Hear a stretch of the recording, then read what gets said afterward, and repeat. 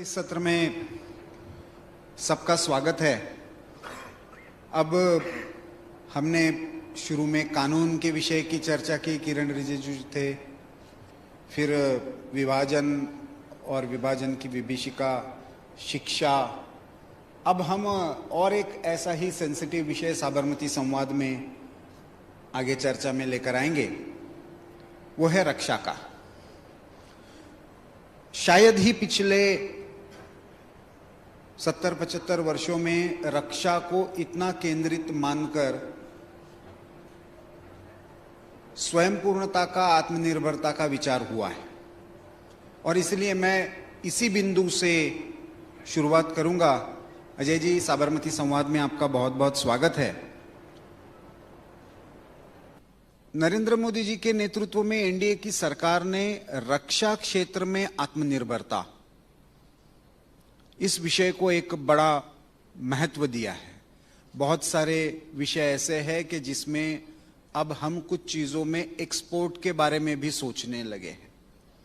क्या वास्तविकता है, कितना हम उसमें मेक इन इंडिया कर पाए हैं, कितनी हमारी दूसरे देशों पर निर्भरता कम हो रही है, आने वाले समय का आप इसमें सिनारियो कैसे देखते हैं?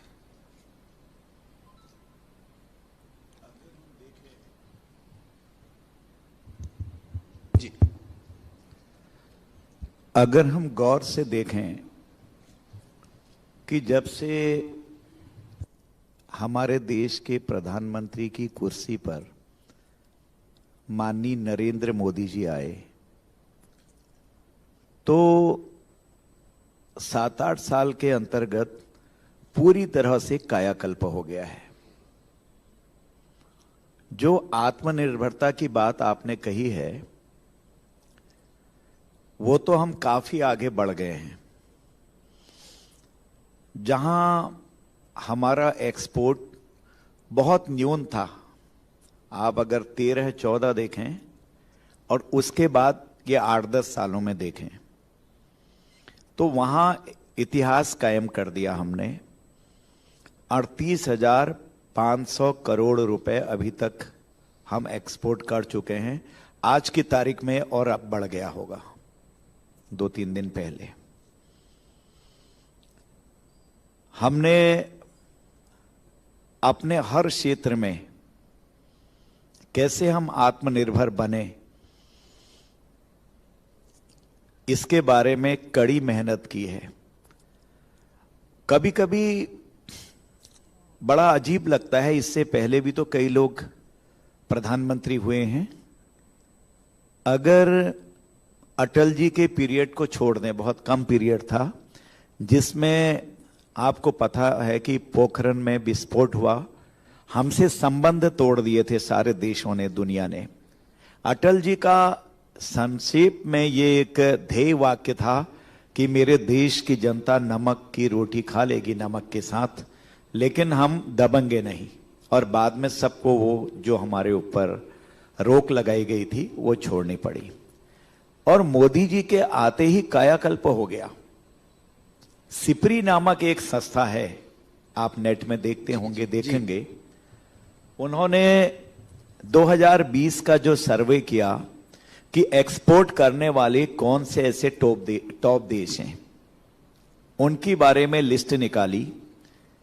पहली बार जो 25 टॉप देश निकले, उसमें पहली बार हमारा देश भारत का नाम था। यह बड़ी भारी उपलब्धि हमारे लिए है। और रक्षा के बजट पर सबसे ज्यादा खर्च करने वाले 3 देश हैं, जिसमें से भारत एक देश है। आप यूएस को देख लीजिए, फिर चाइना को देख लिए, और फिर भारत को देखिए, कहीं पीछे नहीं है। अभी आपने देखा एलएचएस, हमारा एडवांस तकनीक का जो हेलीकॉप्टर हमने निकाला है, तो उसमें सारी मशीनरी फिट है।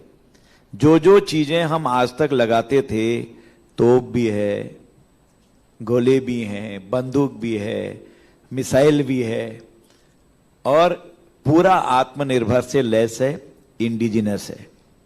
सेना ने अभी अभी ले लिया है, आपको पता है जी। और इसी तरह से मानव रहित जहाज, उसका जो अभी डिमॉन्स्ट्रेशन देखा हमने, वो सफल हुआ है। ड्रोन के मामले में हम किसी से कम नहीं हैं, कहीं पर भी। और जो हमारी गन है, एक से एक तो है ही,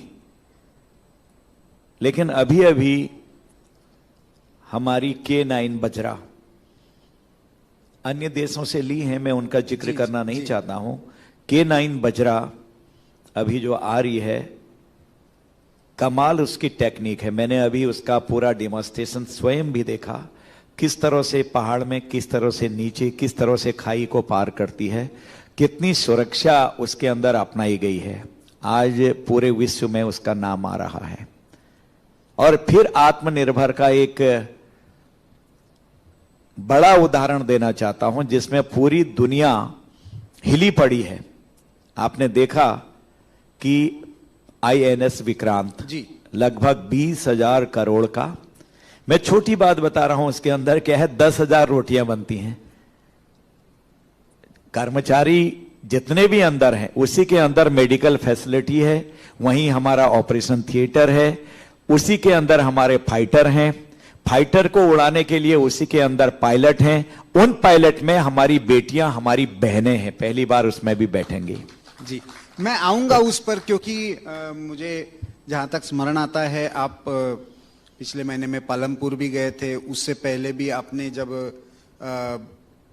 और एक किसी मिलिट्री स्टेशन का एक तरह से विजिट की थी, तो आपने नौसेना, वायुसेना और तीनों की क्षमताओं के बारे में भी चर्चा की थी।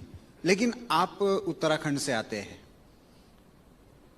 उत्तराखंड ऊपर लद्दाख में जिस तरह से बॉर्डर रोड इंफ्रास्ट्रक्चर, क्योंकि आर्म फोर्सेस का एक आर्म प्रोक्योरमेंट एक बड़ा विषय रहा है, लेकिन उसके साथ साथ बॉर्डर एरियाज का डेवलपमेंट ये भी अपने आप में एक बहुत बड़ा विषय रहा है। पॉलिसी लेवल पर कुछ बदलाव हुआ, और ऐसा क्या हो गया कि अचानक गति भी बढ़ गई, इतने सारे बॉर्डर एरियाज में रोड भी बढ़े, संख्या भी बढ़ गई, काम भी जलद गति से हुआ। BRO वही है, उसका काम करने का ब्यूरोक्रेसी वही है, तो ऐसा क्या बदलाव हुआ और इसका परिणाम आप क्या देखते हैं? सेना को 12 मई सीमावर्ती क्षेत्र में पहुंचने के लिए किस तरह की सुविधा इसके कारण प्राप्त हुई है? देखिए, अगर इच्छा शक्ति मजबूत है, दृढ़ इच्छा शक्ति है, तो आपको डिगा नहीं सकता कोई।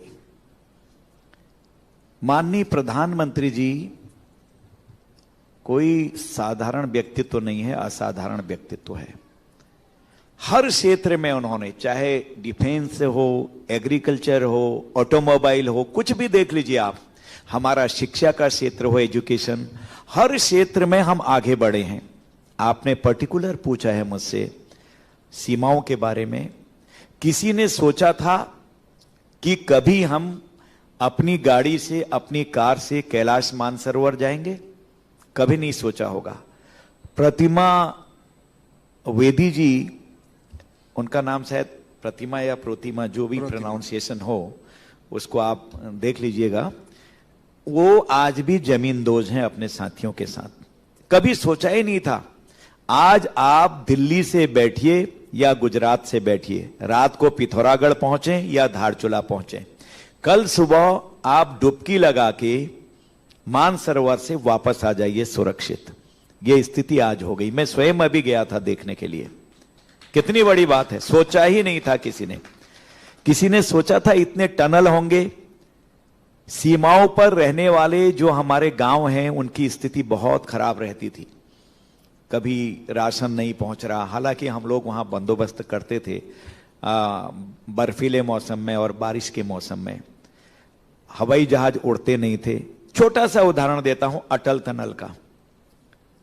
अटल जी ने शुरुआत किया, 10 साल तक हमारे दूसरे मित्र रहे शासन में, नहीं हुआ। और जैसे ही माननीय मोदी जी आए, तेजी से काम चला। और पिछले 1-1.5 साल पहले ही हमारे रक्षा मंत्री जी ने समर्पित कर दिया। ऐसे ही कई टनल हैं। अब 12 महीने जो उधर रहने वाले लोग थे और हमारी फौज, जहाज नहीं जाता है, अब सीधे नीचे से जाते हैं आप अपने व्हीकल से। और इसी तरह की और टनल भी हुई हैं, सीमाओं पर हम पहुंच रहे हैं, कुछ अंडर कंस्ट्रक्शन है अभी। बचत कितनी हो रही पता है? 7 करोड़ रुपए एक दिन का बचा रहे हैं। कम लोगों को पता है 7 करोड़ रुपए।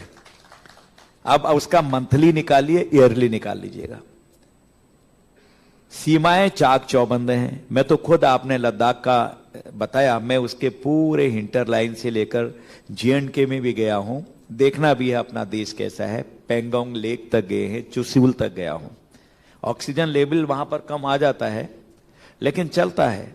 एक्लमेटाइज करा अपने को, एक्लमेटाइज करने के बाद आप लोग जा सकते हैं, हम लोग जा सकते हैं।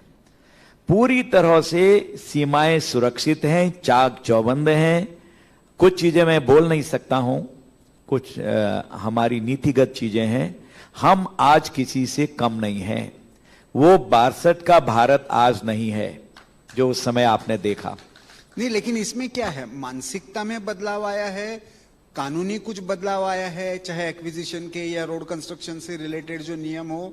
क्योंकि उस समय तो ये कहा जाता था कि बॉर्डर एरिया का रोड इंफ्रास्ट्रक्चर ठीक हो जाएगा तो शत्रु अंदर आ जाएगा। अब आज हम ये नहीं सोचते हैं।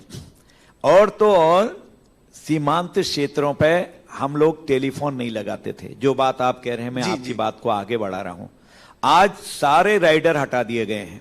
हम इतने सक्षम हो गए हैं, सड़क भी होगी। मैं आपको आज एक जीके की बात बताना चाहता हूं। ओम लिंगला कभी आप देखिए, लद्दाख क्षेत्र में हमारा परम मित्र देश सामने से जो ताने भी मारता है, कभी सामने भी आता है, कभी पीछे भी जाता है। उनकी सरहद पर सीधे ऊपर से गाड़ियां आती है, रोड है, और हम नीचे से यूं यूं यूं यूं करके बराबर आ गए। हिल गए कई लोग। मैं गया था और मैं बार बार कह रहा था कि ये सबसे ऊंची चोटी है, ऊंची चोटी है।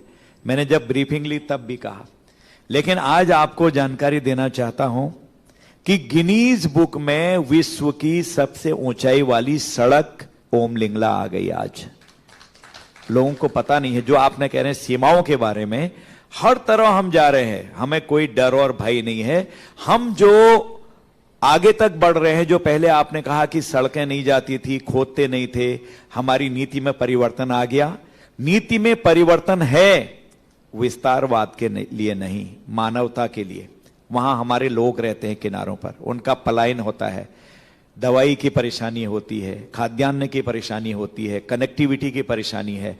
इसलिए कनेक्टिविटी हमने जोड़ दी तो वो दुनिया से जुड़ गया। आर्मी हमारी वहां पर कैंप लगाती है, हमारी जितने भी फोर्सेज हैं, पैरामिलिट्री फोर्सेज हैं, वो वहां पर कैंप लगाते हैं। हर तरह की सुविधाएं हम अपने लोगों को दे रहे हैं। हम ये नहीं कब्जा करने की दृष्टि से, विस्तारवाद के लिए नहीं, वसुधैव कुटुंबकम की जो नीति हमारी है, परिवार से विश्व को देखना। हम तो सबको परिवार से देखते हैं, परिवार जैसा कोई न समझे तो न समझे। लेकिन हम शक्तिशाली इसलिए हैं कि हम विस्तारवादी नहीं, शांति के लिए एक नंबर। दूसरा, किसी ने देखा आंख उठा के तो हम सीना तान के आंखों में आंख डाल के देख सकते हैं। शक्ति जब होगी तभी आप क्षमा भी कर सकते हैं। क्षमा शोभती उस भुजंग को जिसके पास गरल है, उसका क्या जो दंतहीन विषहीन और सरल है। आप समझ रहे होंगे। क्षमा तो वही करेगा ना जो है।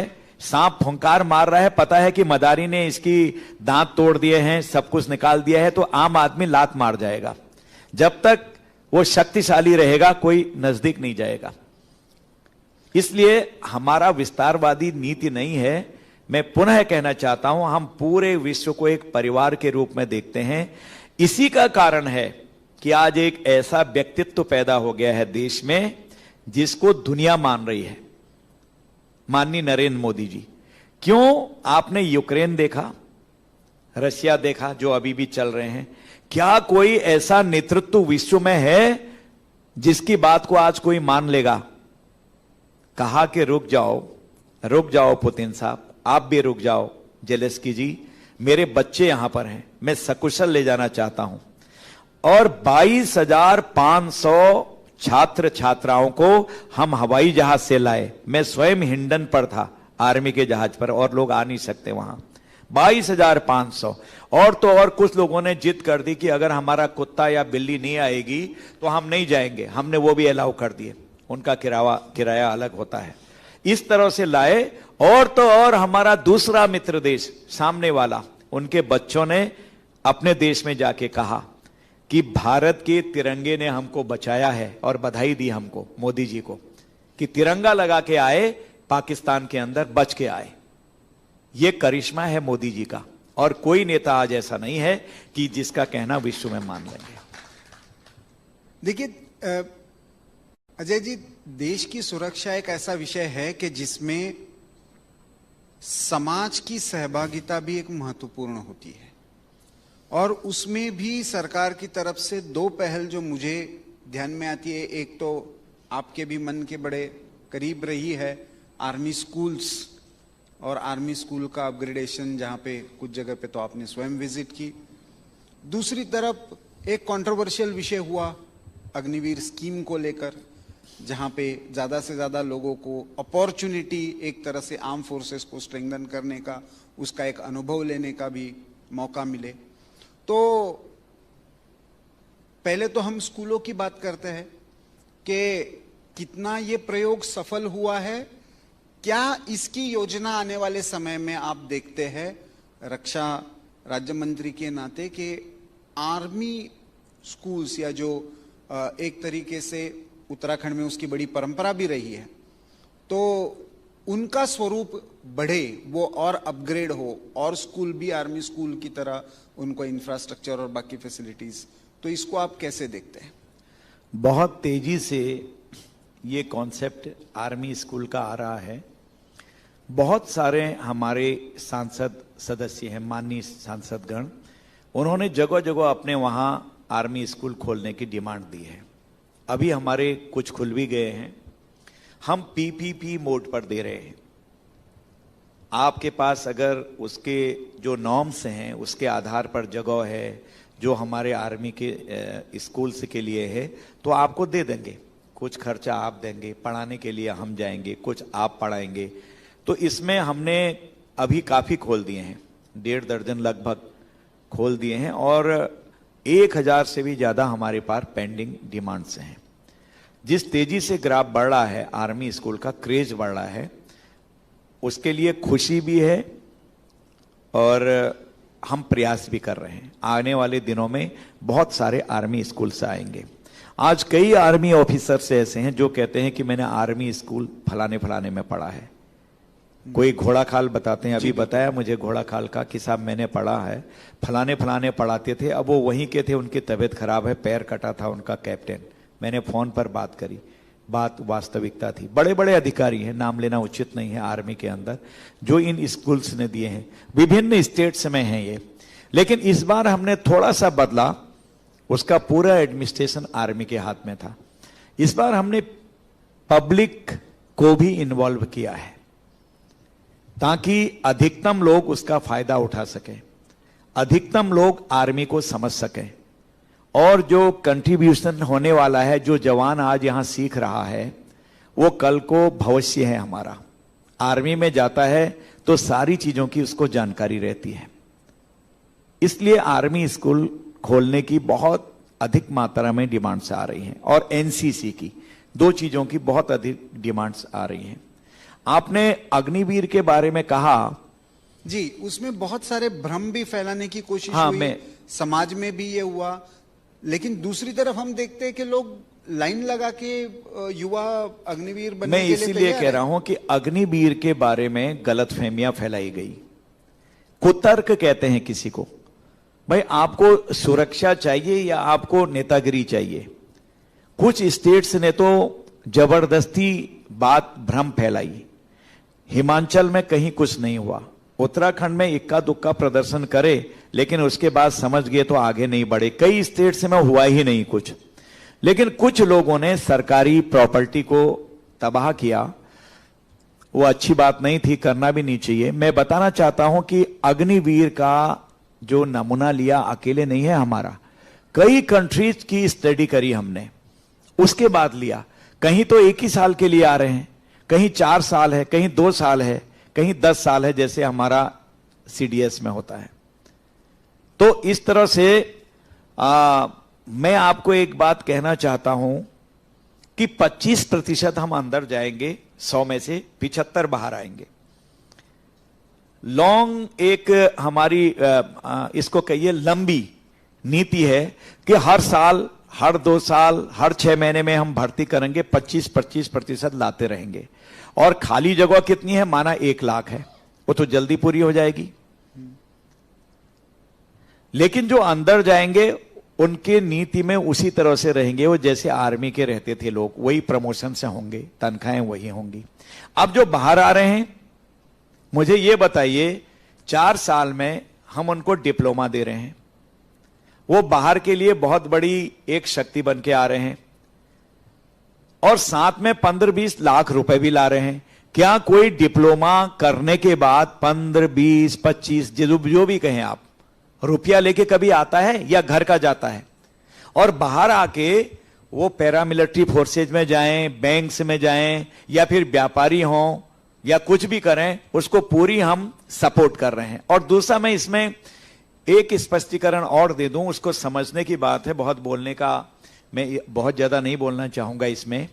बाय द वे, कभी भगवान करे ऐसा ना हो, हम तो शांति के अग्रदूत हैं, और कभी विकराल रूप भी धारण करना पड़ता है। हमारे भगवान रामचंद्र जी धनुष बाण में हैं, शिव जी को आपने देखा है त्रिशूल लिए चलते हैं, माता खड्ग खप्पर से लेकर हम जिनको आराध्य मानते हैं, मैं उनकी बात बता रहा हूं। स्थानीय देवताओं की हिस्ट्रीज आप पढ़िएगा, हमेशा वो शांति से फल देने की, यों वाली आशीर्वाद देने की स्थिति में रहे। अत्याचार अन्याय के खिलाफ उन्होंने हथियार भी उठाए हैं।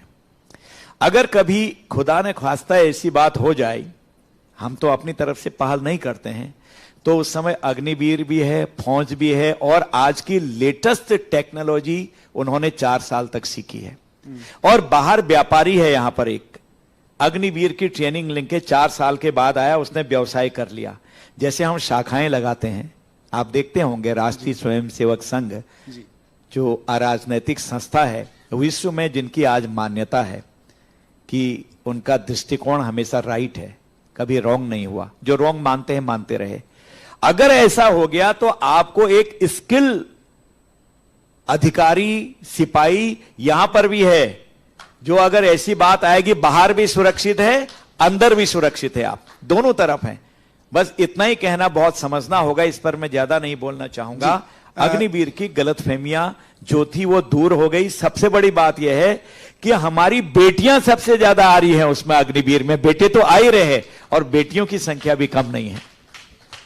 हम गुजरात में बैठे हैं, और आने वाले समय में गुजरात में डिफेंस एक्सपो है, तो हमारी चर्चा का अंतिम प्रश्न मैं उसी से संबंधित करूंगा।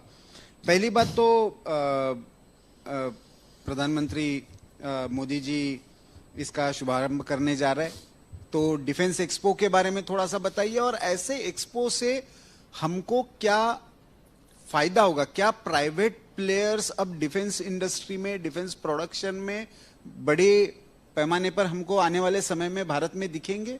क्या फॉरेन जो डिफेंस इक्विपमेंट्स का प्रोडक्शन करने वाले हैं, उनका भी कोई टाई अप होने की संभावना दिखती है? किस तरह से आप देखते हैं इस डिफेंस एक्सपो? देखिए, 4 स्थानों पर हम यहां पर कर रहे हैं। स्थान आप सबको पता है, बोलने की मुझे आवश्यकता नहीं है। ये अपने आप में जो इस समय का हमारा डिफेंस अपना एक्सपो है, वो बिल्कुल भिन्न है। पहले से हमारे यहां लगते थे तो हम देखने जाते थे, किसने क्या बनाया, किसने क्या बनाया। और इस बार लोग हमको देखेंगे कि हमने क्या बना दिया है। अच्छा। और एमएसएमई को इस समय हम प्रमोट कर रहे हैं। आपको पता है, बहुत बड़ी धनराशि हमने कोरोना के समय में एमएसएमई को दी। उधर हमने ऑर्डिनेंस फैक्ट्री को इतने सालों के बाद डिसेंट्रलाइज किया जी। डिसेंट्रलाइज करके उसके अलग से हमने डीपीएसयूज बनाई हैं, 7। और वो आज यहां एक्सपो में वो भी रहेंगी। दुनिया देखेगी कि हम क्या करने जा रहे हैं, कितना काम हमने कर दिया है, कैसी कैसी चीजें हमने बना दी है। ड्रोन का सबसे बड़ा यहां पर एग्जीबिशन, ड्रोन का सबसे बड़ा एग्जीबिशन भी यहां होगा। हमने क्या बना दिया, इंडिजिनस आत्मनिर्भर भारत में मोदी जी का जो विजन था, उनके विजन ने कितना शक्तिशाली हमको बना दिया है, वो भी यहां हम पहली बार देखेंगे। नेवल हो, एयरफोर्स हो या आर्मी, तीनों सर्विसेज ने क्या क्या क्रांति ला दी है। और इसके पीछे अगर देखा जाए सिर्फ और सिर्फ विजन जो है मोदी जी का है। इसलिए यह महत्वपूर्ण हो गया है, आज बहुत महत्वपूर्ण हो गया है। सबसे बड़ी बात यह है कि इसमें 99 में हमने इसको शुरू किया था, उसके मुकाबले हम बहुत आगे बढ़ गए हैं।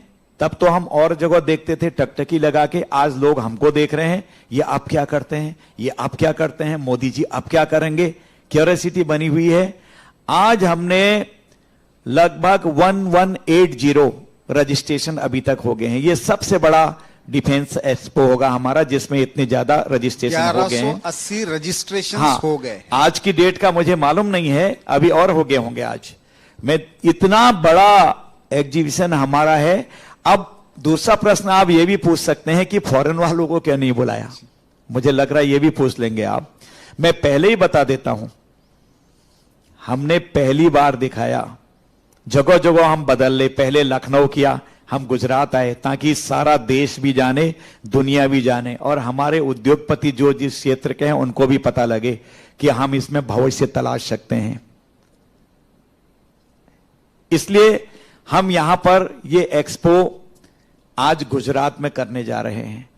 और दूसरा ऐसा है, आप कहेंगे विदेशियों को क्यों नहीं बुलाया, कंपनियों को। हमने बुलाया है उनको जो हमारे साथ मिक्स हो रही हैं, उनको बुलाया। जो भारत में निर्माण कर रही हैं उनको बुलाया। जो भविष्य में हमारे साथ मिलकर कुछ काम करना चाहेंगी उनको बुलाया है। ऐसा नहीं कि हमने बिल्कुल छोड़ दिया है।